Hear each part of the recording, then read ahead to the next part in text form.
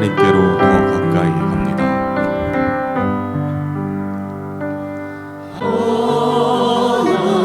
하나님께로 더 가까이 갑니다. 고통 가운데 계신 주님,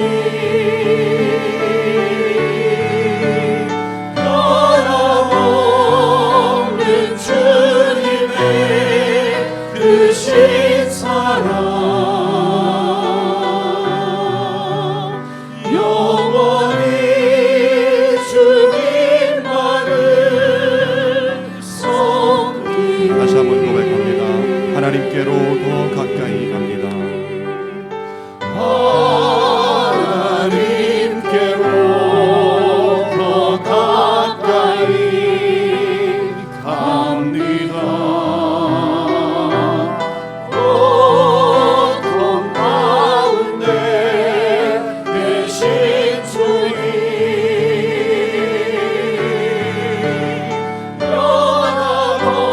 변함없는 주님의 크신 사랑, 영원히 주님만을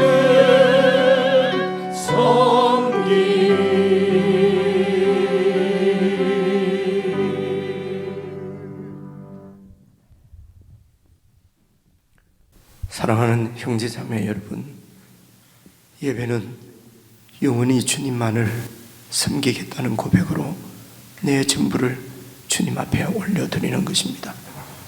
이 시간에도 우리의 전부를 주님께 드리는 마음으로, 바치는 마음으로 참 예배를 드릴 수 있도록 성령님의 임재를 간절히 구하며 우리 함께 예배로 나아가십시다.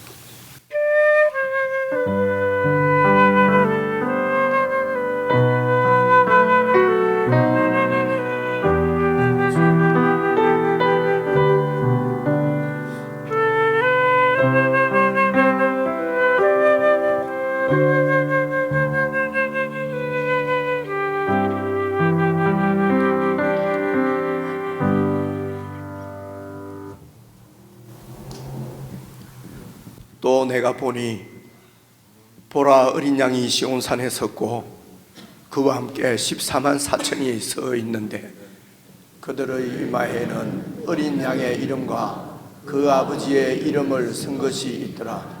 내가 하늘에서 나는 소리를 들으니 많은 물소리와도 같고 큰 우레 소리와도 같은데, 내가 들은 소리는 금은고 타는 자들이 그 금은고를 타는 것 같더라. 그들이 보좌 앞과 내 생물과 장로들 앞에서 새 노래를 부르니 땅에서 속량함을 받은 14만 4천 밖에는 능히 이 노래를 배울 자가 없더라. 이 사람들은 여자와 더불어 더럽히지 아니하고 순결한 자라. 어린 양이 어디로 인도하든지 따라가는 자며 그들이 사람 가운데서 속량함을 받아 처음 익은 열매로 하나님과 어린 양에게 속한 자들이니 그 입에 거짓말이 없고 흠이 없는 자들이더라. 아멘.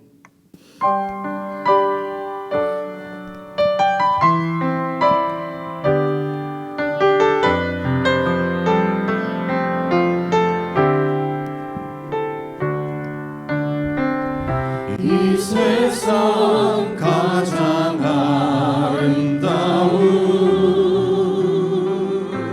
순종의 눈물,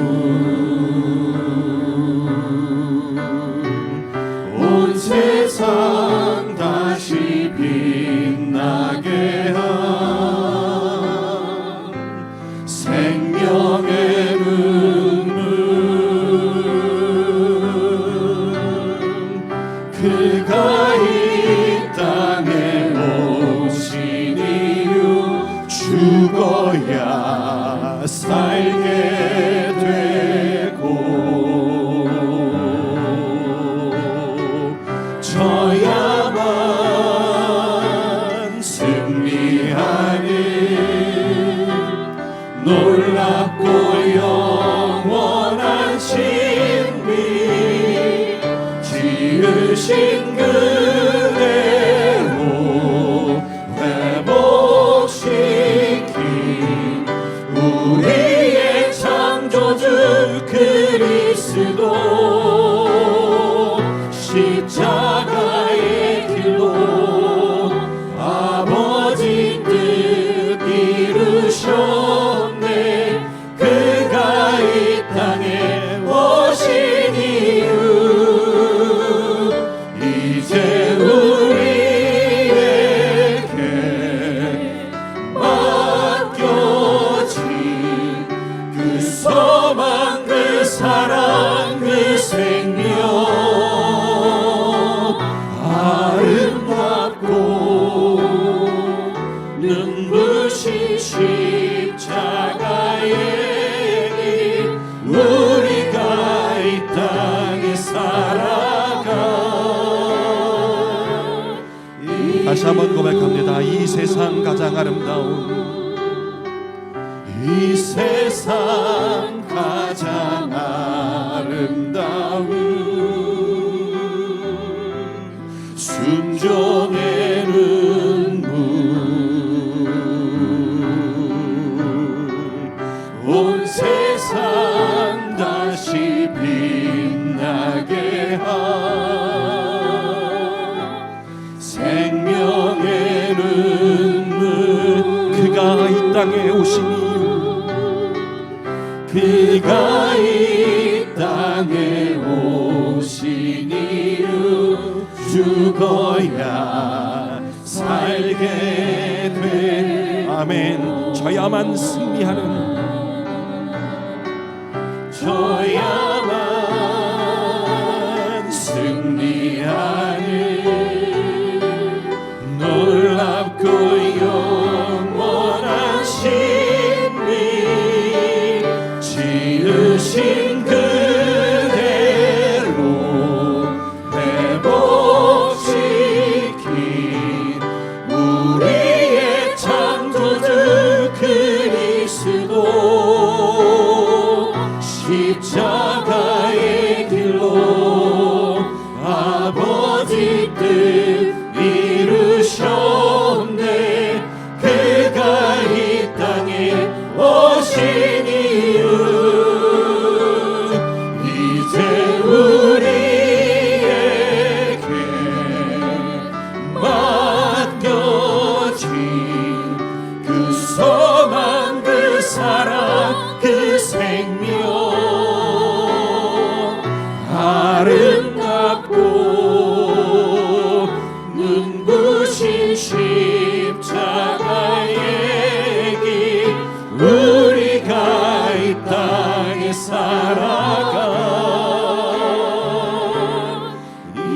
지으신 그대로 지으신 그대로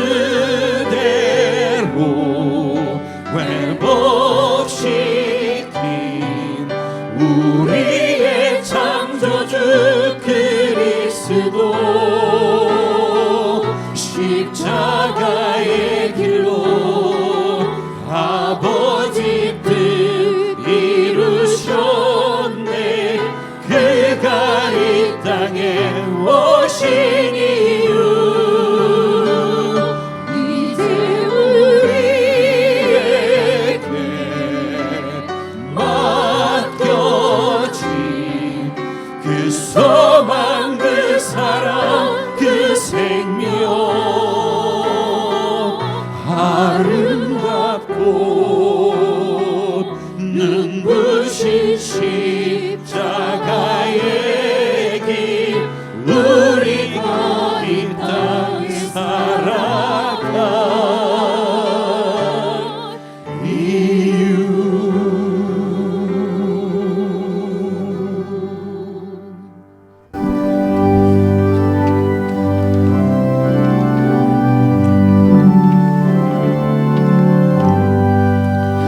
그 참혹한 십자가에 주 달려 흘린 피 샘물같이 흐르는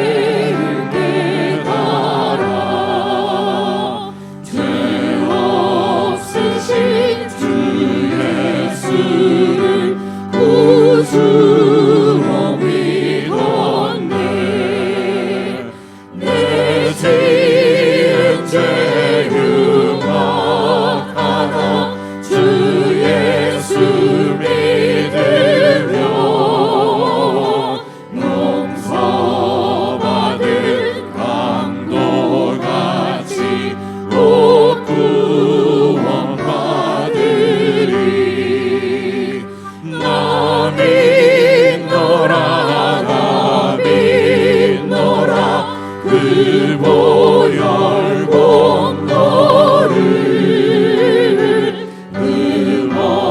없어도 피 흘리사 날 구원하셨네.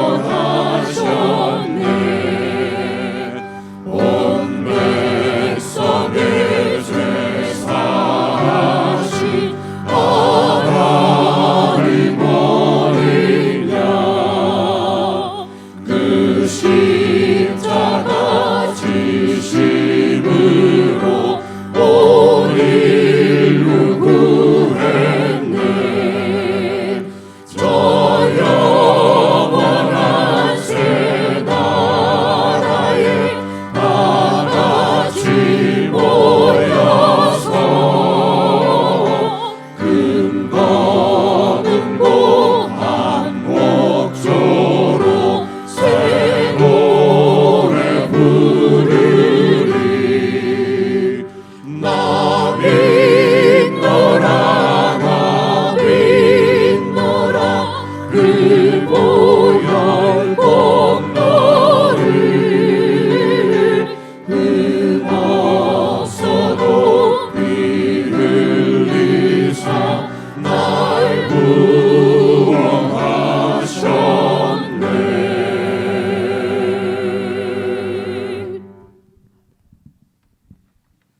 우리 시간 합심해서 함께 기도를 드렸으면 좋겠습니다. 하나님의 아들이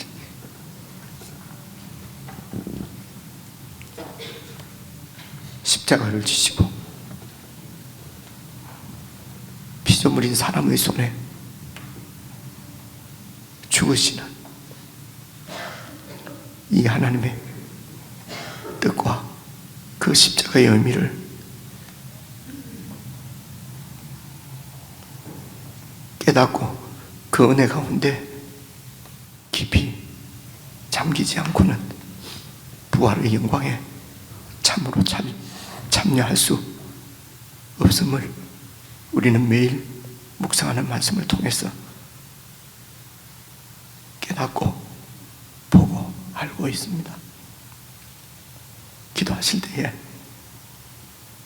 그리스도 안에서 함께 죽고 그리스도와 함께 살아 이제 내가 육체 가운데 사는 것은 참으로 나를 위해서 죽으신 그 하나님의 아들을 믿는 믿음 안에서 사는 놀라운 삶을 살아갈 수 있도록 성령 하나님 늘 저희들과 함께 해주시고 참으로 주님께서 죽으셔서 우리에게 허락하신 새 생명을 받은 자로 이 땅에서 모든 환경과 여건 가운데서 주님께서 주신 새 생명으로 살 수 있도록 늘 이 생명으로 충만케 해주십시오. 모든 삶 가운데서 이 십자가와 부활의 의미를 더 깊이 깨달아가는 그런 일상이 되어질 수 있도록 은혜를 베풀어 주십시오. 우리 합심해서 함께 기도하시겠습니다.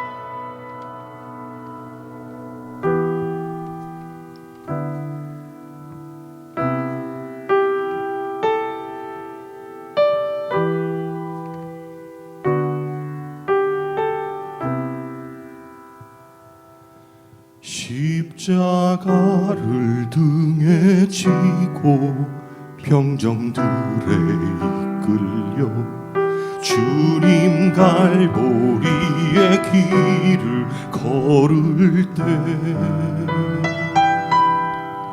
사람들은 몰려왔네. 죽음의 길 걷는 그를 보려고.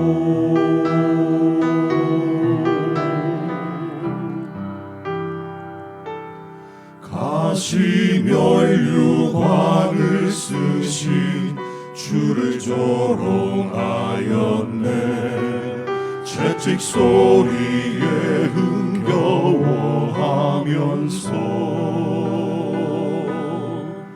그들은 소리쳤네.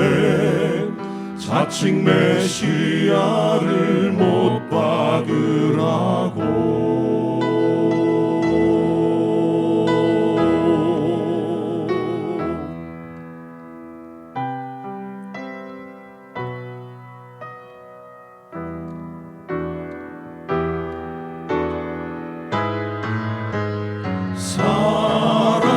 사랑하는 제자마저 모두 떠나버리고 증오와 멸시의 비웃음 속에 너와 나를 향한 그의 절한 사랑 때문에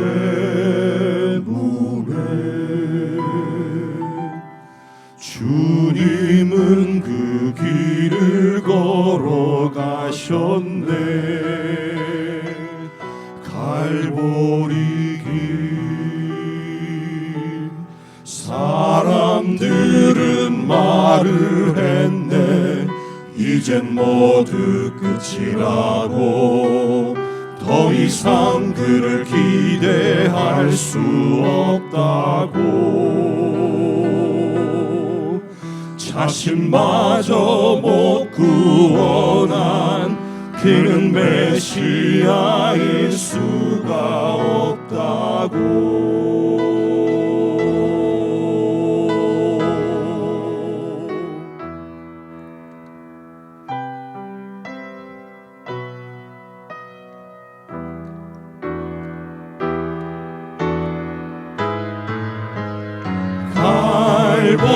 갈보리의 그 길만이 구원의 길인 것을 그 누구도 이해하지 못했지만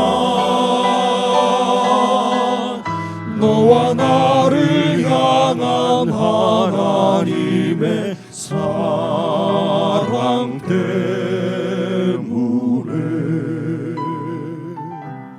주님은 그 길을 걸어가셨네. 고난의 길. 십자가에서 흘린 보혈은 예루살렘 유다와 땅 끝까지 구원의 강물이 되어 온 세상을 덮었네. 세상의 모든 죄를 대속했네. 모두 비웃고 조롱하며 떠났던 바로 그 길을 이젠 너와 내가 가야만 하네. 생명의 길.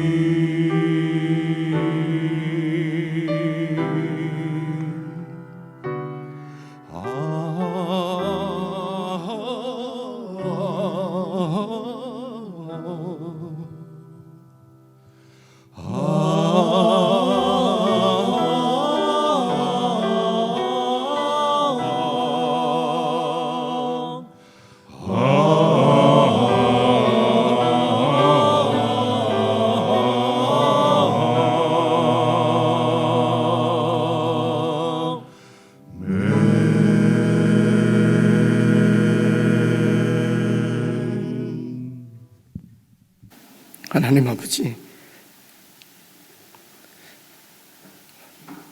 무슨 말을 어떻게 기도를 드려야 될지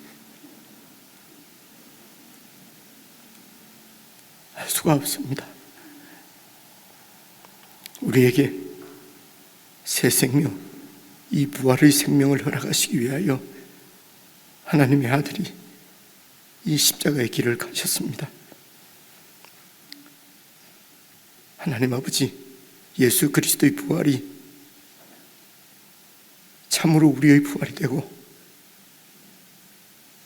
이 땅에서 하나님 나라를 살아가는 하나님의 놀라운 능력이 될 수 있도록 저희들이 참으로 그리스도와 함께 십자가에 죽고 그리스도와 함께 살아난 이 놀라운 우리의 신앙 고백이 실제의 삶이 되어질 수 있도록 저희들을 긍휼히 여겨주시고, 저희들이 초점이 늘 우리를 위해서 십자가에 달리신 예수 그리스도를 향할 수 있도록 도와주시기를 기도합니다. 아들을 내어주신 하나님의 사랑을 우리가 참으로 체험하고 경험하며 살 수 있도록 늘 주님을 의지하고 주님의 임재 가운데 살아갈 수 있도록 도와주시옵소서. 내 뜻과 내 고집과 내 경험대로 세상에서 살아남기 위해서 몸부림치고 다툼하는 그런 삶이 아니라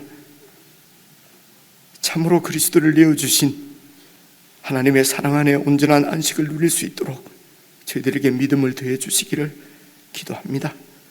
새 생명을 얻은 주의 백성들의 찬양과 감사와 예물을 주님께서 받아주시고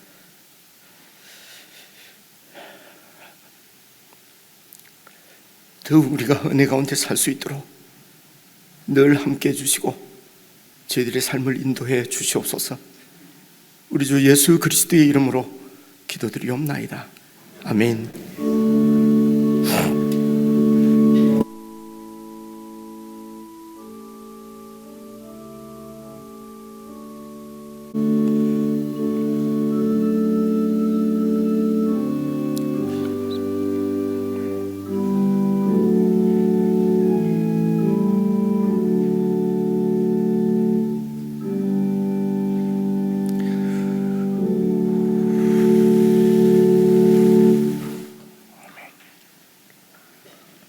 우리 하나님의 말씀은 요한계시록 19장 오늘 11절부터 16절까지 여러분 함께 읽겠습니다. 신약성경 418페이지입니다. 418페이지 요한계시록 19장 11절부터 16절까지 여러분 다 찾으셔서 저와 여러분이 한 말씀씩 나누어서 읽겠습니다. 11절. 또 내가 하늘이 열린 것을 보니 보라, 백마와 그것을 탄 자가 있으니 그 이름은 충신과 진실이라. 그가 공의로 심판하며 싸우더라. 그 눈은 불꽃 같고 그 머리에는 많은 관들이 있고 또 이름 쓴 것 하나가 있으니 자기밖에 아는 자가 없고 또 그가 피 뿌린 옷을 입었는데 그 이름은 하나님의 말씀이라 칭하더라. 하늘에 있는 군대들이 희고 깨끗한 세마포 옷을 입고 백마를 타고 그를 따르더라. 그의 입에서 예리한 금이 나오니 그것으로 만국을 치겠고 친히 그들을 철장으로 다스리며 또 친히 하나님 곧 전능하신 이의 맹렬한 진노의 포도주 틀을 밟겠고 그 옷과 그 다리에 이름을 쓴 것이 있으니 만왕의 왕이요 만주의 주라 하였더라. 아멘. 예수님께서 부활하셨습니다. 세상이 뭐라고 이야기를 하든지 그분은 십자가에서 죽으시고 부활하셨습니다. 우리는 이 예수님 안에서 다시 살아난 새로운 생명을 얻은, 그래서 다시 살아난 것이 부활이잖아요. 그래서 우리의 영이 부활한 것입니다. 이게 구원받았다고 하는 뜻입니다. 저와 여러분은 예수님의 죽으심과 부활로 인하여서 새 생명을 얻은 다시 살아난 부활한 사람들이거든요. 그래서 우리는 이 부활절에 축하합니다 할 때는 예수님의 부활도 물론 예수님의 부활이 물론 축가를 받아야 되지만은 그분이 부활하시기 위해서 십자가를 지셨는데 이런 고통의 길을 걸어가셨는데 그것이 무슨 우리가 축하합니다 하기가 그렇잖아요, 그죠? 그래서 예수님의 부활은 정말로 그분이 세상으로부터 모든 영광과 찬양을 받으시는 정말 주님의 부활은 영광스러운 부활입니다. 그리고 축하를 받아야 될 사람은 바로 저와 여러분인 것 같습니다. 왜냐하면 그 예수님 때문에 우리가 부활했으니까요. 새 생명을 얻었으니까요. 그래서 나중에 우리 주님 오실 때에 이 몸도 같이 이제 이 몸도 부활해서 영원한 주님과 연합되어서 영원한 연합을 이루는 천국으로 우리는 들어가게 될 것입니다. 그래서 우리는 부활을 축하하는 것입니다. 그는 지체들의 우리들의 부활을 축하하는 거지요. 그래서 이 새 생명을 얻었기 때문에 그리스도 안에서 새 생명을 얻은 같은 생명을 가진 사람을 가족이라고 부르잖아요. 그래서 우리가 그리스도 안에서 하나 되었다 이렇게 표현하거든요.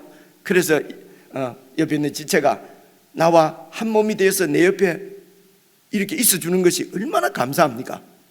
그래서 축하합니다, 감사합니다, 우리 이렇게 인사를 하는 것입니다. 뭐 초등학교 학생들에게처럼 이렇게 자세하게 풀어서 제가 자꾸 설명을 하는 이유는요, 우리가 여러 가지로 부활을 축하합니다 뭐 이렇게 여러 가지 말은 하는데 의미 없이라는 말은 뭐 의미가 없지는 않겠습니다만 잘 모르고 이렇게 하면은 의미를 모르고 하면 의미가 없는 거나 마찬가지 않습니까? 그죠? 그래서 오늘은 정말 우리 지체들의 부활을 축하하고 예수님의 부활은 우리가 지금까지 영광을 돌렸으니까 우리 서로 부활을 축하하고 또 내 지체가 되어서 내 옆에 계신 것을 계셔 주시는 것을 감사하고 이런 마음으로 인사를 한번 나누었으면 좋겠습니다. 앞뒤 좌우로 축하합니다, 감사합니다. 우리 인사하겠습니다. 앞뒤 좌우로 어서 갑니까? 축하합니다, 부활을 축하합니다, 감사합니다, 사랑합니다, 사랑합니다, 감사합니다. 예수님의 부활이 나의 부활이 되고 우리의 부활이 되고 이렇게 해야 그것이 우리에게 의미가 있지 않습니까? 그죠? 역사적으로 그냥 부활하셨다는 얘기, 죽은 사람이 살아났다, 못 살아났다, 지금까지도 논쟁을 하거든요. 참 의미 없는 논쟁입니다. 세상은 뭐라 하더라도 우리가 생명을 얻은 것은 그분의 십자가 죽으심과 부활 때문에 새 생명을 얻은 사람들입니다. 오늘 2부 예배 후에는 여러분 말씀드린 대로 이렇게 그 형제님들 사랑방을 또 이제 부활절을 맞이해서 새롭게 이렇게 편성해서 정말 살아있는 그런 이런 그룹 몸의 활동들을 할 수 있기를 기대합니다. 그래서 이제 오늘 부활절인데 뭐 같이 이렇게 식사를 해야 되지 않느냐는 건의를 많이 받았는데요. 오늘은 그 형제님들 사랑방 모임에 집중을 하기 위해서 그래서 이제 우리 지체님들의 양해를 이제 이렇게 일부에 오신 분들은 막 그냥 또 가시게 되니까요. 혹시 일부에 오신 우리 형제님들도 그 12시 한 20분 정도까지는 오셔서 사랑방 편성에 이렇게 참여해 주시기를 부탁드립니다. 그리고 지체의 소식들 이런 것들은 여러분 게시판을 잘 참조하셔서 서로 돌아보고 또 기도하고 또 서로 사랑하는 그런 교회 공동체로 우리 함께 살아갈 수 있으면 좋겠습니다. 오늘은 19장 말씀을 전체를 말씀을 드리려고 합니다. 지난 주일날 우리가 18장까지 말씀을 드렸는데요. 이제 오늘 19장을 말씀을 드리는데 11절부터 16절까지 읽었지 않습니까? 여러분 그래서 11절 말씀을 보십시오. 그래서 성경 말씀도 우리가 깨달아야 나한테 의미가 있는 거거든요. 그래서 잘 제가 이렇게 설교 드리는 말씀을 잘 이렇게 따라오시면은 여러분 깨달음을 얻을 수 있을 것입니다. 일단 11절 보시면요, 내가 하늘에 열린 것을 보니 이렇게 되지 않습니까? 그죠? 어떤 한 그림을 보았다는 것입니다. 지금 치면은 어떤 짧은 영상 같은 거 얘기했어요. 그림 영상, 그죠? 근데 이게 2000년 전에 이제 그런 환상을 이렇게 보았습니다. 그래서 내가 보니 17절도 보시면은요, 또 내가 보니 한 천사가 태양 안에서 이렇게 외치는 소리를 듣는 것, 그 영상을 보았지 않습니까? 19절에서도 또 보십시오. 또 내가 봄에 그 짐승과 땅의 임금들과 그 군대들이 모여서 막 전쟁하는 그림을 본 것입니다. 그래서 오늘 11절부터 마지막 절까지만 해도 벌써 3개의 그림 영상이 나오잖아요. 그죠? 이 그림 영상을 통해서 예수님께서 당신의 종들에게 전하는 메시지를 이렇게 그림을 통해서 보여주시는 것이거든요.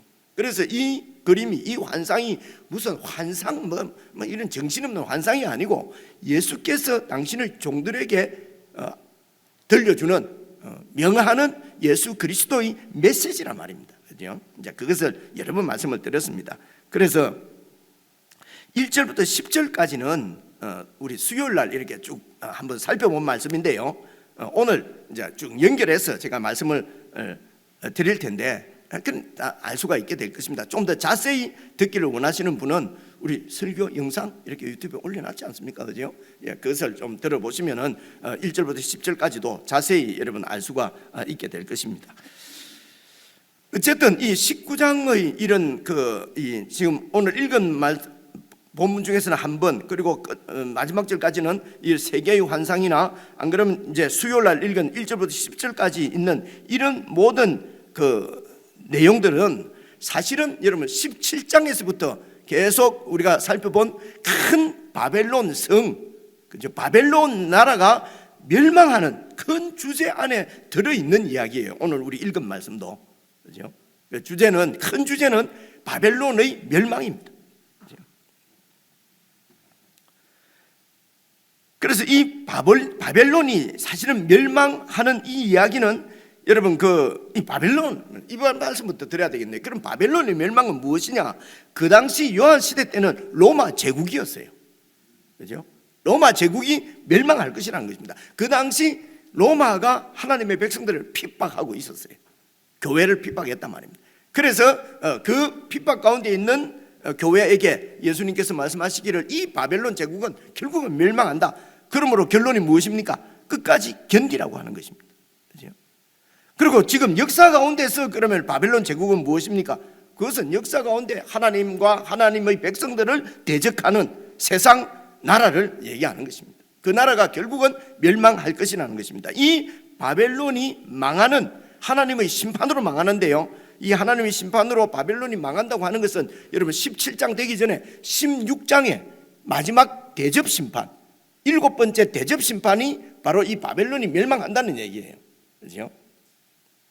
그래서 그 7번째 대접 심판, 여러분 기억을 되살리기 위해서 16장에 있는 말씀을 제가 한 절만 찾아왔습니다. 한번 봐보십시오. 보시면은요, 이게 이제 7번째 대접 심판입니다. 대접에 하나님의 진노를 가득 담은 첫째 천사가 땅에다가 그 하나님의 진노를 붓지 않습니까? 그죠? 그래 이게 이제 7번째 대접 심판에 쭉 내려가면 19절에 이런 말씀이 나오죠. 큰 성이 세 갈래로 갈라지고 만국의 성들도 무너지니 큰 성 바벨론이 하나님 앞에서 그 악행을 하나님이 다 기억하시고 그 하나님의 맹렬한 진노의 포도주 잔, 이 말 하나님의 심판입니다. 진노의 포도주 잔을 받음에 각 섬도 없으시고 산악도 간데없이 없으시더라. 바벨론이 완전히 멸망할 것을 말씀하는 것이죠. 이게 이제 7번째 대접 심판에 나옵니다. 여러분 기적하시는 대로 6장에 나오는 것은 인심판입니다. 들어보셨죠? 그죠? 기억나시죠? 인심판은 이 피조물이 그 당시에 4분의 1이 심판받는다. 부분적인 심판이다. 그죠? 그리고 이어서 7장에는 막간이 있었다고 그랬습니다. 그래서 막간은 그래도 아직 하나님이 기다리신다. 그리고 여러분 이제 이 인심판 다음에 나팔 심판이잖아요. 나팔 심판은 8장 9장에 나오는데요.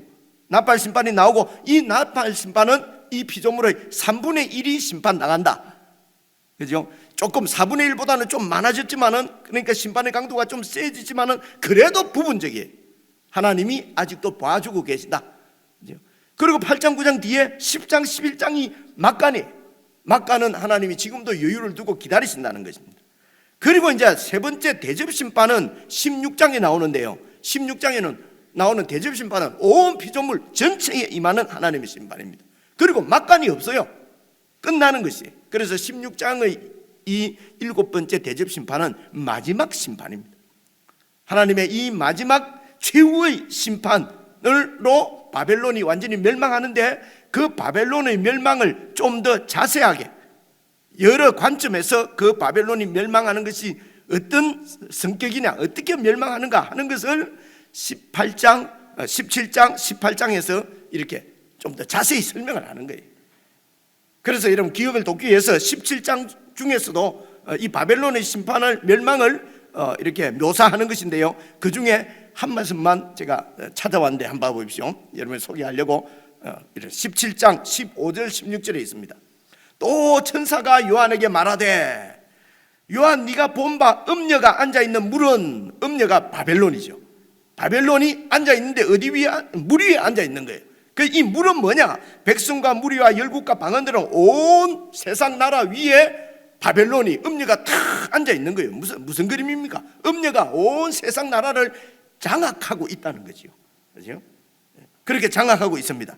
그래서 네가 본 바 이 열불과 짐승은 음녀를 미워하여 망하게 하고, 여기 짐승이 바로 이 바벨론 제국의 황제입니다. 왕이죠. 그리고 그 앞에 있는 열불은요, 이 황제에게 빌붙어서 그 황제로부터 권세를 받아서 지방 정부를 다스리는 권력자들을 얘기하는 거예요. 그래서 이런 열불과 짐승이 음녀를, 바벨론을 미워해서 바벨론을 망하게 하고 벌거벗게 하고 그의 살을 먹고 불로 아주 사르리라. 바벨론 제국을 멸망하게 만드는 것이 바로 이 바벨론 제국의 황제와 왕들이라는 거예요. 그죠? 이게 세상 나라의 특징입니다. 여러분, 이것을 악의 자기 파괴적 속성이라고 그래요. 아주 어렵죠. 악은 자기 파괴적인 속성을 가지고 있었어요. 그래서 악은 서로 그 안에서 서로 물고 뜯어서 멸망하는 것입니다. 이건 우리가 볼 수가 있죠. 세상 나라는 힘으로 세워지는 것입니다. 무력으로 약한 나라를 정복해서 힘으로 경쟁해서 힘없는 자를 이기고 짓밟고 세워지는 것이 세상 나라의 특징이에요. 이게 악이거든요. 근데 이 악을 로마 제국은, 바벨론 제국은 그것이 공의이고 그것이 정의인 것처럼 포장하는 것입니다. 이런 가치관이, 제국주의 가치관으로 온 세상 모든 나라들, 모든 사람들이 그런 가치관 가운데 붙잡혀 있다는 것입니다. 그것으로부터 구원받은 사람들이 바로 그리스도인 나라예요. 그렇죠? 그렇습니다. 그래서 결국은 이 바벨론이 어떻게 망하느냐? 그 안에 있는 왕들이 서로 싸워서 그렇게 해서 멸망한다는 것입니다. 물론 하나님의 섭리요, 하나님의 심판이지요. 그래서 제국의 멸망을 다 보십시오. 다 그 변방에 있는 작은 나라가의 영웅이 생겨가지고 그 영웅이 이제 커져서 그 앞에 있는 큰 나라를 무너뜨리고 세워지거든요. 그래서 이 나라에서는 이 영웅이라고 그러고, 이 나라에서 보면은, 멸망한 나라에서 보면은 그는 완전히 나쁜 놈이지요. 그죠? 이게 세상 나라입니다. 자, 18장에도 제가 한 말씀, 18장에도 이 바벨론의 멸망을 설명하는 것이 이렇습니다. 9절입니다. 그와 함께, 이 바벨론 제국과 함께 음행하고 사치하던 땅에 있는 많은 왕들이 그 바벨론이 불타는 연기를 보고 위하여서 울고 가슴을 치면서, 왜 가슴을 칩니까? 왜 웁니까? 더 이상 바벨론이 멸망하니까 더 이상 권세를 부릴 수가 없어요. 그렇죠? 그래서 그의 고통을 무서워하며, 아이고 우리도 이제는 이 권세를 누리지 못하면은 저 바벨론이 당하는 심판의 고통을 자기들도 당할 것이 무서워서 멀리 서서 이르되 화이또다 화이또다. 누구에게 화 있어요? 자기들에게 화 있다는 말이에요. 큰 성, 견고한 성 바벨론이여, 한 시간에 네 심판이 이르렀다 하리로다. 심판받고 멸망한다. 바벨론이 멸망할 것이라고는 누구도 생각지 않았는데 이 바벨론이 멸망해서 거기에서 권력을 행사하던 이런 왕들이 가슴을 치며 운다. 지난 주일날 우리가 살펴본 말씀입니다. 그 다음들 보십시오. 땅의 상인들도 그 바벨론을 위하여서 울고 애통하는 것은 다시 그들의 상품을 사는 자가 없음이라. 왜 이 상인들이 웁니까? 경제인들이 왜 웁니까? 더 이상 사치품을 팔아서 치부를 할 수가 없게 됐어요. 바벨론이 멸망했기 때문에 됐습니다. 또 찾아오지는 않았습니다만 울고 있는 한 부류가 어떤 부류지요? 이런 사치품들을 각 식민지에서 사서 이렇게 로마로 운송을 해야 되잖아요. 그래서 이런 무역 해상업자들이 직장을 잃어버리고 돈을 더 이상 벌 수가 없고 그렇게 해서 애통하며 가슴을 친다는 것입니다. 이런 가운데서도 하나님께서는 그의 성도들에게는 이 바벨론의 심판을 기뻐하고 즐거워하고 하나님을 찬양하라는 것입니다. 그게 18장 20절이지요. 지난주에 다 했는데 왜 또 합니까? 그죠?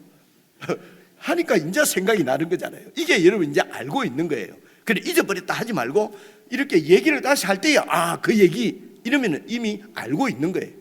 그래서 더 이상 저보고 그러지 마. 이제 나가들어서 목사님 아무리 얘기해도 듣고 저 문 나가면 다 잊어버립니다. 근데 저는 실망하지 않습니다. 왜냐하면 잊어버린 게 아니고요, 남아있어요. 그 증거가 뭐냐면 제가 이렇게 지금 설명을 하면 다 알아듣잖아요, 그죠? 18장 20절 한번 봐보세요. 하늘과 성도들과 사도들과 선지자들아, 그 바벨론의 멸망으로 말미암아 즐거워하라. 하나님이 너희를 위해서 바벨론에게 심판을 행하셨음이라 하더라. 그죠? 이 하나님의 명령, 기뻐하고 즐거워하라고 하는 하나님의 말씀에 대한 반응이 19장 지난 수요일날 살펴본 1절부터 10절까지. 그래서 1절부터 10절은 이 하나님의 심판의 그 권능을 찬양하고 하는 이야기가 1절부터 10절까지 이렇게 나왔습니다. 그 중에서 여러분 9장 7절은 우리가 여러분 그 이제 성경을 보고 같이 한번 읽어보십시다. 이게 이제 이제 기뻐하고 즐거워하는 교회의 하나님의 백성들의 찬양의 일부분입니다. 7절, 19장 7절 같이 읽습니다. 시작. 우리가 즐거워하고 크게 기뻐하며 그에게 영광을 돌리세. 어린 양의 혼인 기약이 이르렀고 그의 아내가 자신을 준비하였으므로. 이렇게 찬양하는데 여러분 이 어린 양, 이 바벨론이 멸망했다는 것은, 세상 나라가 멸망한다는 것은 이 어린 양으로서 십자가의 길을 가신 예수 그리스도, 그분의 피로 구원받은 하나님의 백성들이 이제는 혼인잔치라는 말은 예수님과 하나 되는 것이, 영원한 하나 되는 것이 않습니까? 그죠? 완전히 한 몸을 이루는 것이 혼인이거든요. 그래서 예수님 어린 양이신 예수 그리스도의 피로 구원을 받은 하나님의 백성들이 이제는 이 마지막 심판 때는, 바벨론이 마지막으로 멸망할 때는 그 재림하신 예수님과 함께 하나가 되어져서 영원한 하나님의 나라가 세워지는 것이기 때문에 기뻐하라는 것입니다. 바벨론이 멸망해야 바벨론을 심판하시고 이 영원한 하나님 나라가 세워지는 것입니다. 그래서 여러분 이 땅에 오신 예수님의 이미지는 어린 양의 이미지입니다. 어린 양, 아무런 힘없이 그냥 이렇게 끌려가서 죽으시는 어린 양의 이미지. 이 어린 양의 이미지는 그분이 우리를 구원하신 구원주라는 것입니다. 예수님이 우리의 구원주다 할 때는 어린 양이 떠오르는 것입니다. 그런데 이제 오늘 보십시오. 오늘 11절 말씀 한번 보십시오. 오늘 19장 11절 보시면요, 또 내가 또 하늘에 열린 것을 하늘에서 하나님의 뜻을 보여주시는데 보니 백마는 승리를 상징하는 거거든요. 백마가 보이는데 그 백마 위에 백마를 탄 자가 보이는 거예요. 백마 탄 왕자 뭐 이런 게 있지 않습니까? 그걸 보여주신 것이에요. 백마 탄 왕자, 그죠? 근데 그 이름은 충신과 진실이라. 그가 공의로 심판하며 싸우더라. 그러니까 이게 말을 탄 용사의 모습은 무엇입니까? 바로 이게 용사라는 것입니다. 용사. 말을 탄 자의 모습은 전쟁을 나타내는 것입니다. 전쟁을 하는데 이분이 이름이 충신과 진실이요. 이름이 충신과 진실이고, 그리고 백마 승리의 말을 타고 있습니다. 우리 예수님이죠. 그죠? 예수님이십니다. 그래서 여기 이름이 충신과 진실이라는 말은요, 진실은 참이라는 거거든요.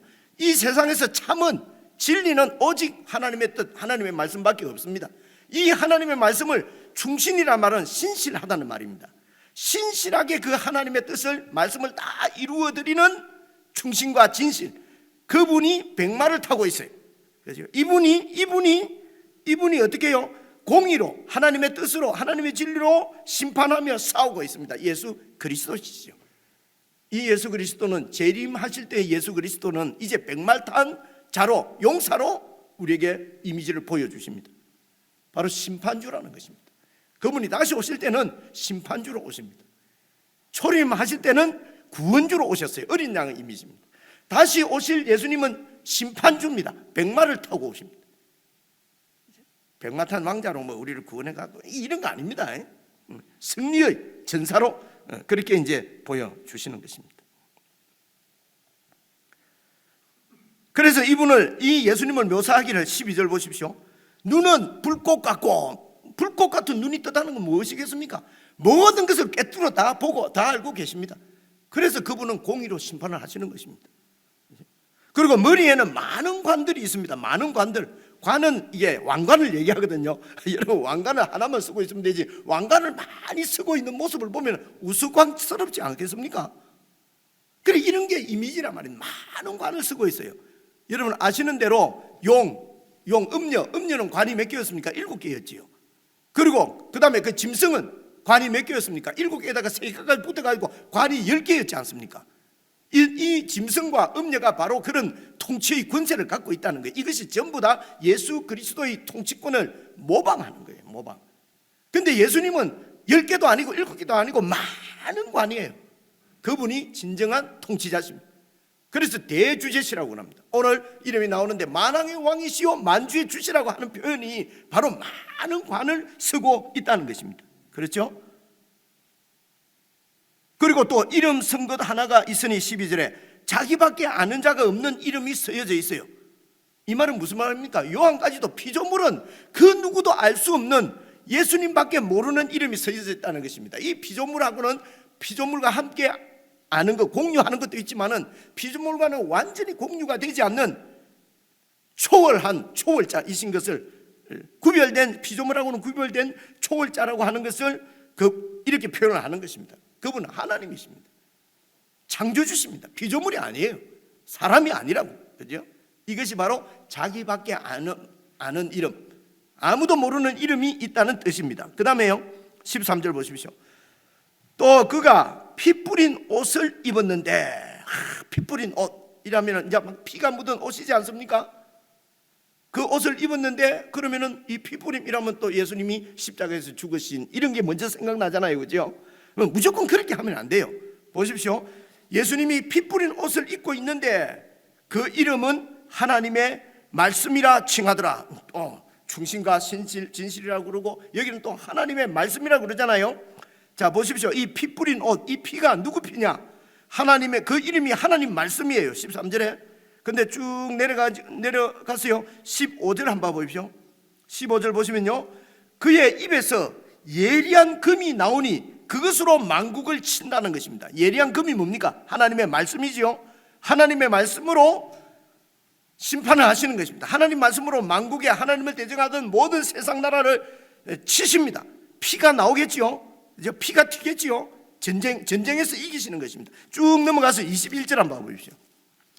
그 나머지는 누구냐 그러면요, 여러분 19절 보십시오. 19절. 또 내가 보매 그 짐승이지요. 짐승은 황제 왕입니다.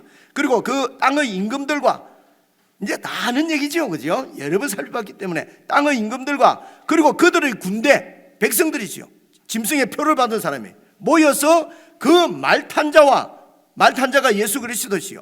그의 군대와, 이 군대는 여러분 14절에 보십시오. 14절 보시면요, 하늘에 있는 군대들이 희고 깨끗한 세마포 옷을 입고 백마를 타고 가는 예수님 뒤를 따르더라 이래 돼 있잖아요. 그래서 이 백마를 타고 예수님 뒤를 따르는 우리 백성들, 그리고 천사들, 천상의 천사들이 바로, 여러분 다시 19절 정신없습니까? 19절 보세요. 짐승과 땅의 임금들과 그 군대들이 모여서 그 말탄자 예수 그리스도와 예수님의 군대와 더불어서 전쟁을 일으키다가, 전쟁을 하지요. 이 전쟁에서 어떻게 됩니까? 20절. 그 짐승이 잡히고, 짐승이 잡힙니다. 체포되죠. 그리고요, 그 짐승 앞에서 표적을 행하던 거짓 선지자도 함께 잡혔으니, 짐승이 2마리였잖아요. 기억나시죠? 그죠? 한 마리는 바다에서 올라온 이 짐승이 바로 제국의 황제고, 땅에서 올라온 짐승 한 마리는 바로 이 왕을, 이 짐승을 우상화시키는 거짓 선지자, 종교 지도자라고 말씀을 드렸습니다. 여러분들이 이러네요. 이게 무슨 뜻입니까? 그렇구나, 그거 들은 바가 있지. 이게 다 알고 있다는 얘기예요. 그죠? 그래서 이런 짐승들이 전부 다 잡혔어요. 그리고 그 다음 보십시오. 이 짐승은, 이 거짓 선지자는 짐승의 표를 받고 그의 우상에게 경배하던 자들을, 세상에 속한 자들을 표적으로 미혹하던 그 거짓 선지자란 말이에요. 그 짐승이란 말입니다. 그죠? 그래서 지금 20절에서 잡힌 예수님에게 패배한 잡힌 그 놈들은 어떤 놈들입니까? 짐승 그리고 거짓 선지자. 그죠? 그 다음에 이 뒤를 따르던 짐승의 표를 받은 사람들이 21절. 그 나머지는 그 짐승에게 속한 백성들이에요. 대장들은 다 잡혔고, 그죠? 그리고 그 백성들은 말탄 자의 입으로부터 나오는 금, 뭡니까? 하나님 말씀이죠. 말탄 자의 입으로부터 나오는 금에 전부 다 죽습니다. 그러니까 모든 새가 그들의 살로 배불리더라. 잔치가 벌어지는 것입니다. 잔치. 그 시체를 뜯어먹는 새의 그런 그 영상으로 잔치를 벌이는 것입니다. 그래서 지금 이 말탄 자의 옷에 묻은 피는 바로 전쟁하시면서 적국의 대적들의 피가 튀어서 옷에 피가 묻은 것입니다. 그런데 이것은 이제 승리자의 모습이죠. 그죠? 승리자의 모습. 야, 그거 뭐 참 쉽네. 그죠? 나도 하겠다. 그런 마음이 들면은 좋습니다. 다 알겠다는 거니까요. 그런데 나와보면 막상 하려고 하면은 하나도 몰라요. 그죠? 애들한테 가르치려고 얘기해 보면 생각이 잘 안 나잖아요. 그죠? 예. 그런데 그렇다고 모르는 게 아니에요. 다 알고 있어요. 이 아는 것들이 우리의 가치관을 형성하는 것입니다. 그죠? 그래서 마지막 날 예수 그리스도의 심판은 이 모든, 그러니까 이 16장에 나오는 바벨론의 멸망에 대해서 17장, 18장, 19장이 이렇게 자세하게 설명을 하고 있는 것입니다. 이게 뭐 역사적인 순서대로 쭉 이래 막 올라가고 내려가고 막 이래 되는 게 아니에요. 그죠? 그냥 그 심판을, 이런 심판이라고 하는 것을 확실하게 그의 백성들에게 보여주시고, 결론은요, 끝까지 주님이 재림하실 때까지 준비하고 견디라는 것입니다. 그래서 여러분 17절부터 나오는 말씀은요, 보십시오. 또 내가 보니 천사가 태양 안에 서서 공중에 나는 모든 새를 향하여 큰 음성으로 외쳐 이르되 와서 하나님의 큰 잔치에 모여서. 그래서 이 하나님의 큰 잔치는 심판의 잔치입니다. 혼인 잔치가 아니고요. 그죠? 심판의 잔치에 모여서, 그래서 18절 왕들의 살과 장군들의 살과 장사들의 살과 말들과 그것을 탄 자들의 살과 자유인들이나 종들이나 작은 자나 큰 자나 모든 자의 살을 먹으라. 큰 잔치가 벌어지는데 이 잔치는 심판의 잔치입니다. 바로 이 세상이 완전히, 세상 나라가 하나님을 대적하던 세상 나라가 완전히 멸망하는 그런 잔치지요. 그래서 여러분 여기서 제가 다시 정리를 좀 드리고 싶은 말씀은 19절 다시 보십시오. 19절만 같이 한번 읽어볼게요. 시작.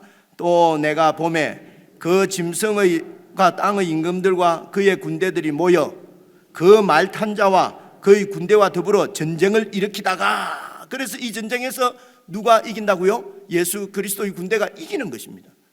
그래서 이 전쟁이 말입니다. 이 전쟁이 대접심판, 7번째 대접심판은 바벨론의 멸망이잖아요.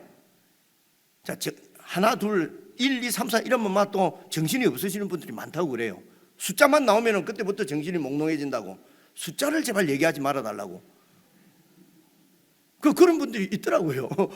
우리는 숫자가 나와야 정신이 말똥말똥해지거든요. 아, 이 사람이 다르구나.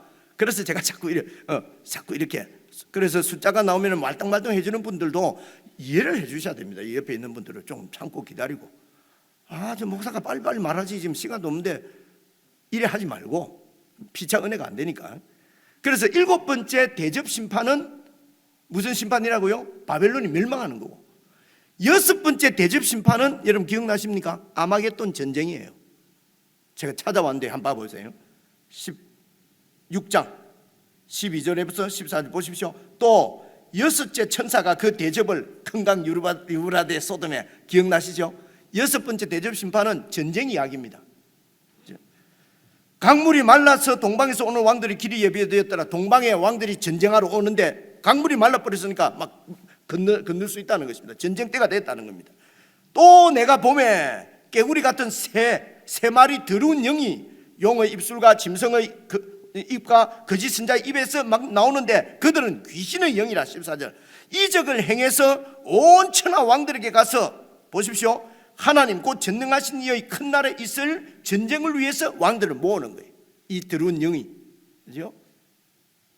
누구하고 싸운다고요? 하나님 곧 전능하신 자의 큰 날이 뭡니까? 마지막 심판날입니다. 예수 그리스도께서 재림하시는 최후의 날을 얘기합니다. 그 날에 그 예수 그리스도의 군대와 싸우려고 모든 왕들을 지금 이 더러운 영이 모은단 말입니다. 그죠? 이 더러운 귀신의 영은 바로 짐승과 음녀와 짐승과, 음녀가 용이죠. 용의 입과 짐승의 입과 거짓 선지자 두 마리 짐승의 입에서 나오는 새 더러운 영이 마지막 심판날 있을 때에 그 예수 그리스도의 심판에 저항해서 싸우려고 모은다는 것입니다.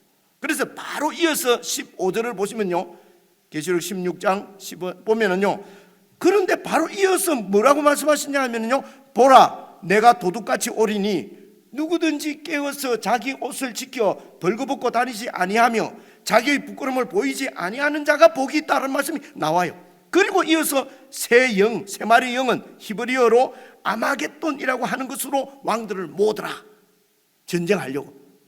좀 두십시오. 그래서 아마겟돈 전쟁이라고 그러는 거예요. 근데 이 아마겟돈 전쟁을 위해서 성도들에게는 뭐라고 그럽니까? 내가 도둑같이 오리니 누구든지 깨어있고, 그리고 자기 옷 언제 오실지 모르니까 깨어있고 자기 옷을 지켜서 벌거벗고 다니지 않도록 해라. 준비하고 있으라는 것입니다. 어디 들어본 말씀이지요? 이게 마태복음 24장의 예수님의 말씀이에요. 그죠? 그래서 그리고 세 영이 히브리어로 아마겟돈이라고 하는 것으로 왕들을 모은다. 이걸로서 여섯 번째 대접 심판이 끝나요. 됐어요. 그죠? 그래서 여기 이 아마겟돈 전쟁은 물리적으로 이 땅에서 어느 나라와 나라가 싸우는 3차 대전 이런 거 아닙니다. 아닌데 자꾸 그거라고 그래요. 그죠? 왜 그런지 아십니까? 조금만 자세하게 성경 읽어보면 다 아는 내용인데 안 읽어. 그리고 막 이상한 사람들이 하는 말만 들어. 목사 설교는 안 듣고, 성경 이야기, 목사가 설교하는 성경 얘기는 안 듣고 성경 덮어놓고 막 말하는 사람들 얘기에 자꾸 귀가 솔깃솔깃 한단 말입니다. 이게 귀신의 역사입니다. 자, 그래서 이 여섯 번째 대접 심판의 아마겟돈 전쟁은 그냥 모으는 것으로 끝났는데 오늘 19장에서 그 마지막 심판을 좀 더 설명하지 않습니까? 19장에서는 그 전쟁에서 어떻게 됐다고요? 하나님이 예수 그리스도의 군대가 이겼단 말입니다. 그게 여러분 19장 19절 다시 보십시오. 전쟁을 일으키다가 19절이 그러지 않습니까? 20절 짐승이 잡히고 그 앞에서 표적을 행하던 거짓 선지자도 잡히고, 그리고 그 나머지 21절 백성들은 예수 그리스도의 군대에 의해서 완전히 전멸당하고. 그래서 이 아마겟돈 전쟁이 조금 더 자세하게 설명하지요. 여섯 번째 대접 심판에서는 그냥 전쟁을 위해서 모으더라. 19장에서는 그 전쟁에서 박살났다, 세상 나라가. 이게 마지막 심판이란 말입니다. 이 예수 그리스도의 마지막 심판을 전쟁으로 표현을 한 것입니다. 그게 아마겟돈 전쟁이에요. 이 전쟁에서 예수 그리스도의 군대가 이기면서 세상 나라는 멸망하고 예수 그리스도의 영원한 나라가 세워지는 것입니다. 이것을 여러분 대접 심판 앞에 나팔 심판이 있잖아요. 나팔 심판에서도 역시 똑같은 얘기가 나와요. 일곱 번째 나팔 심판, 제가 찾아왔는데 한번 봐보십시오. 일곱째 천사가 나팔을 불매. 이건 저 앞에 있는 얘기지요. 11장이니까 일곱째 천사가, 일곱째는 심판은 늘 마지막 심판을 이렇게 묘사하는 것이에요. 바라보는 것이에요. 일곱째 천사가 나팔을 불매 하늘에 큰 음성이 나서 이르되 세상 나라가 우리 주와 그의 그리스도의 나라가 되어 그가 예수님이 세세토록 왕노릇 하시리로다. 그때가 되면은 세상 나라가 우리 주와 그리스도의 나라가 된단 말입니다. 그죠? 세상 나라가 그리스도의 나라로 완전히 바뀌어 버리는 이것이 바로 마지막 이스라엘. 그러니까 이 16장에 있는 아마겟돈 전쟁을 통해서 19장에서 그 전쟁의 승리를 통해서 이 전쟁 얘기가요 20장에 한 번 더 나와요. 또 나와요. 그것은 우리가 수요일 날 살펴보기로 하고, 그죠? 그래서 그 전쟁은 3차 대전이 아니고 영적인 전쟁입니다. 영적인 전쟁. 그죠? 그래서 이 전쟁을 위해서, 그죠? 이 전쟁을 위해서 성도들이 이제 어떻게 할까? 이 마지막 심판을 위해서 성도들이 어떻게 할까? 어떻게 해야 되는가를 지금 알려주는 것이란 말입니다. 시간은 없지만은 한 말씀만 더 드려야 되겠습니다. 여러분, 이 예수 그리스도를 묘사하기를 이제 11장 나팔 심판이 끝나고 12장 이렇게 12장 9장에서 끝나고 11장 12장 가면은 그 막간이 있거든요. 12장에 이런 말씀이 있습니다. 봐보세요. 제가 찾아왔는데, 여자가 아들을 낳으니, 예수님이죠. 이 12장에 나오는 얘기예요. 이는 장차 철장으로 만국을 다스릴 그리스도 왕이시라는 것입니다. 왕 중의 왕이요 만주의 주시라는 것입니다.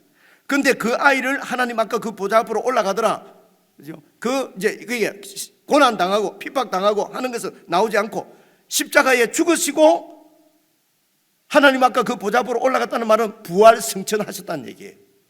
그죠? 오늘 우리가 기념하는 것이 이것입니다. 예수님이 그 어린 아기가 하나님 아까 보좌 앞으로 올라갔어요. 부활 승천하셨어요. 그리고 이 땅에 남은 그의 교회는 광야로 도망하며 거기서 1260일 동안 하나님께서 그 교회를 보호하시고 양육하십니다. 그죠? 그래서 이 아들이, 부활 승천하신 아들이 돼서요 19장 11절에 백마를 타고 다시 오시는 것입니다. 그래서 철장으로 만국을 다스리는 것입니다. 그래서 얼마 전에 우리가 묵상한 마태복음 24장 말씀에 예수님께서 내 재림을 어떻게 기다려야 될 것인가, 24장 42절입니다. 여러분 묵상하셨지만은요, 보시면은요, 같이 한번 읽어볼까요? 시작. 그러므로 깨어 있으라. 어느 날에 너희 주가 임할는지 너희가 알지 못함이니라. 어느 날에 너희 주가 임할지 알지 못하니까 깨어 있으라는 것입니다. 그리고 좀 내려가서 44절에 보면은요, 이러므로 너희도 준비하고 있으라. 생각지 않은 때에 인자가 오리라. 언제 오실지 모르니까 준비하고 있으라. 그래서 예수님께서 말씀하시기를 깨어 있으라, 준비하고 있으라. 그죠? 이것을 예수님의 제자인 요한도 어떻게 얘기하냐면요, 여러분 이게 이제 수요일 날 우리가 봤던 말씀인데요, 제가 찾아왔습니다. 집중을 위해서요. 보십시오. 우리가 즐거워하고 크게 기뻐하며 하나님께 영광을 돌리세. 왜냐하면은 바벨론이 멸망한다는 것은 바로 어린 양의 혼인잔치 기약이 이르렀고, 이 혼인잔치는 하나 되는 것이니까요. 예수님과 떨어져 있던 우리가 영적으로는 예수님과 하나로 되어 있지만은 육신적으로는 지금 떨어져 있는데, 예수님께서 다시 오실 그때는 예수님과 완전히 하나가 되는 것입니다. 우리 몸도 부활하는 것입니다.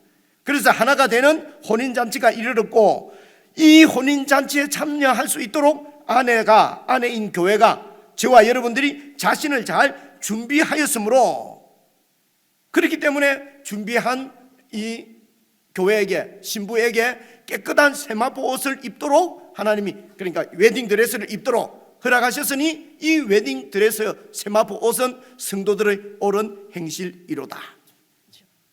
그래서 준비하고 깨어있으라는 것은 옳은 행실을 해야 되는데, 이것이 뭐냐면요, 이 옳은 행실은 착한 일하고 선한 일하고 세상에서 하는 것은, 여러분 그것은 이게 더 이상 설명 안 해도 그게 어떤 것인지 아시겠죠, 그죠? 이제 그러니까 선한 일이나 착한 일, 우리가 세상에서 말하는 걸 하지 말라는 얘기가 아니에요. 그게 아니고 근본적으로 이 선한 행실, 옳은 행실은 여러분 목숨 걸고, 잘 들으셔야 합니다. 목숨 걸고 짐승과 우상에게 절하지 않는 것입니다. 상해 안 하는 것이 아니고요, 짐승과 우상이 뭡니까? 이 세상 가치관에 휘둘리지 않는 것입니다.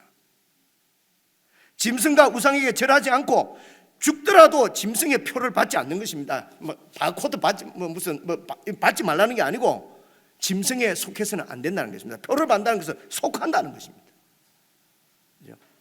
세상의 돈을 주인으로 섬기고, 세상의 명예를 주인으로 섬기고, 세상에 내 중심적으로 내가 중심이 돼야 되고, 이런 세상 가치관 말입니다. 그런데 붙잡히지 않는 바로 세상과 완전히 구별된 거룩한 삶을 옳은 행실이라고 얘기하는 거예요. 우리가 준비할 것은 이것입니다. 그래서 이 거룩한 이 삶은, 이 거룩은 사망 권세, 우리가 이런 거룩한 삶을 살지 못하는 것은 다 죽음에 대한 두려움, 공포 때문에. 그래서 그 죽음, 사망 권세를 모두 이기신 것이 바로 예수 그리스도의 부활입니다. 그렇죠? 그래서 예수 그리스도의 부활, 어린 양으로 죽으시고 부활하셔서 지금도 살아계시는 만왕의 왕이시요 만주의 주이신 예수 그리스도, 그분 안에서, 그분을 믿고 그분을 의지함으로 가능한 삶이 바로 이 거룩한 삶입니다. 우리의 결단으로 결심을 내는 게 아니에요. 그래서 오직 믿음으로 살아갈 수 있는 것이 이 하나님 나라의 삶이라는 것입니다. 이게 그 뜻입니다. 결론입니다. 마지막으로 성경 같이 읽고 제가 기도하고 마치겠습니다. 봐보십시오. 함께 읽겠습니다. 시작. 이 사람들은 여자와 더불어 더럽히지 아니하고 순결한 자라. 어린 양이 어디로 인도하든지 따라가는 자며 사람 가운데서 속량함을 받아 처음 익은 열매로 하나님과 어린 양에게 속한 자들이니 그 입에 거짓말이 없고 흠이 없는 자들이더라. 아멘. 하나님 아버지, 저희들에게 부활 생명을 주셔서 감사합니다. 이 생명으로 참으로 하나님 나라를 신실하게 살아갈 수 있도록 늘 성령님 저희들 가운데 충만히 역사하여 주옵소서. 우리 주 예수 그리스도의 이름으로 기도드리옵나이다. 아멘.